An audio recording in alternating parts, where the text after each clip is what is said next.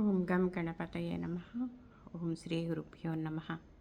శివానందలహరి రెండవ శ్లోకము. గళంతీ శంభో త్వచ్చరిత సరితః కిల్చిషరజో దళంతే ధీకుల్యా సరణిషు పతంతి విజయతాం దిశంతి సంసారభ్రమణపరితాపోపశమనం వసంతి మచ్చేతో హృదభువి శివానందలహరి. శంకరా, నీ యొక్క చరిత్ర అనేటువంటిది ఒక మహానది. ఆ మహానది నా హృదయంలోకి ప్రవహిస్తూ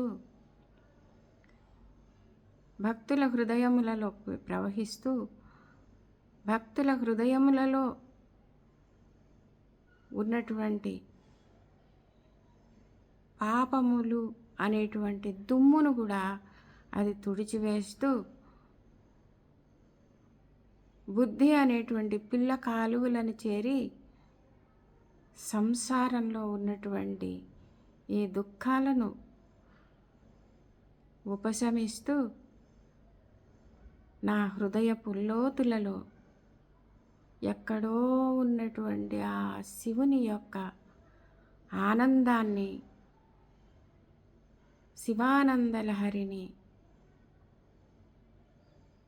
నీ భక్తుల హృదయాలలో ఎక్కడో లోతులలో ఉన్నటువంటి శివానందలహరి ఆ ఆనందాన్ని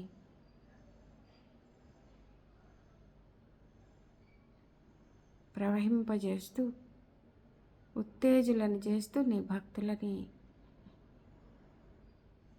ఉంటుంది. శంకర, నీ భక్తి అనేటువంటిది బుద్ధి అనేటువంటి పిల్ల కాలువల ద్వారా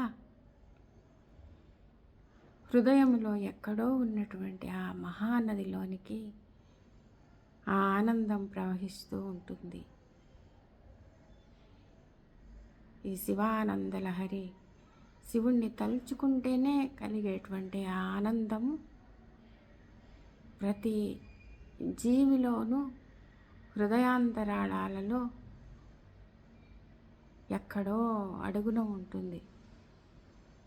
దానిని ప్రవహింపచేసుకోవడానికి, దానిని ఉద్దీపన చేసుకోవడానికే మనము ఈ శివానందలహరి మొదలైనటువంటి గ్రంథాలలో ఉన్నటువంటి సారాన్ని తెలుసుకోవాలి.